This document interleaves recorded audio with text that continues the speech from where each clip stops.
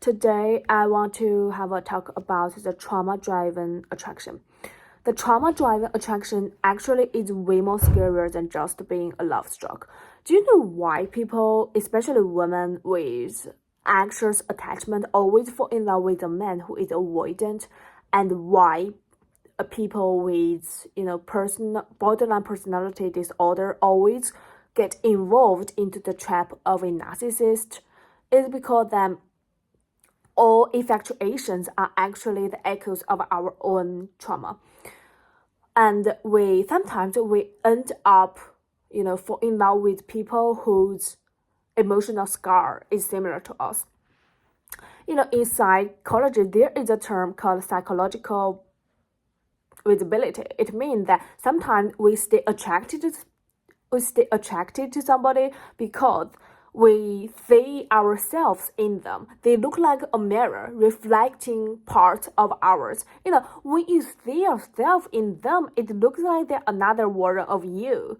And for example, if you think that you are a awkward person, and every time you see somebody who is embarrassed, you kind of feel like, oh my god, I see myself in them. I want to save them. I want to protect them. I want to make them don't experience the same issue I experienced.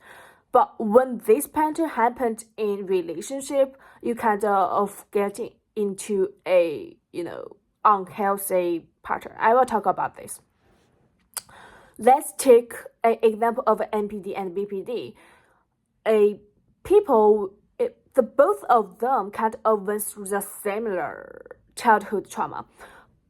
Both of them kind of went through stuff like being ignored or distanced or surprised during they were growing up. Let's say they cannot express them fully, but the NPD, the narcissist, when they become adults, they kind of try to control others, control their partner to prove their own worth.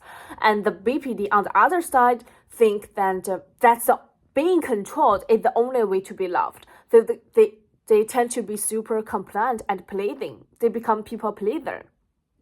It's because they want to be safe. They want to feel safe. So they tend to look after somebody who is,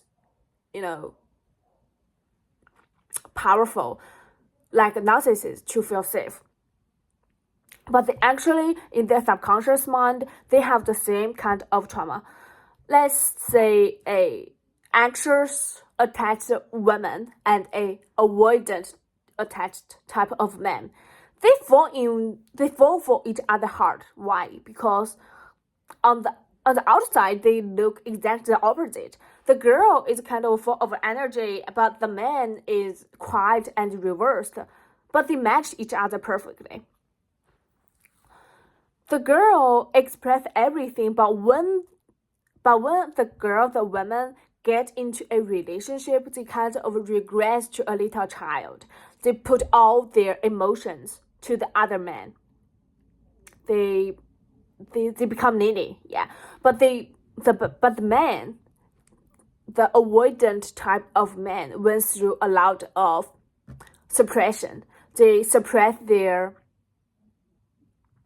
aggression, they suppress their feelings when they were growing up, so they become quiet. Naturally, the man is attracted to a girl who is openly express everything, and the girl is attracted to the man who looks quiet and competent and can handle everything, but they went through the same trauma, so they cannot build a healthy relationship. Why? Because that when they become a couple and the girl can kind of try to express all their feelings to the man, but the man avoided this feeling, and when the man cannot give the kind of response the girl wants, it triggers the girl's emotionally pain.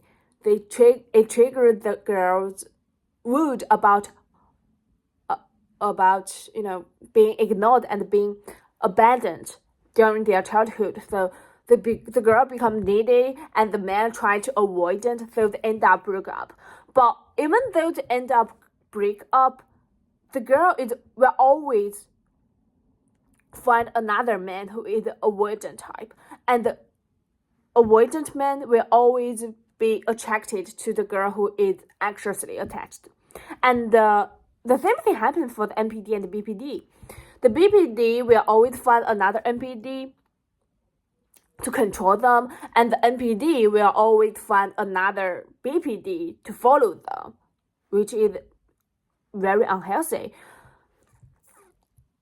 This trauma-driven attraction on the outside looks like they match, but it is not enough for them to build a healthy relationship. So the idea is that, what I want to say is that if you do not heal your own wounds, you will always look at the outside world through a broken lens.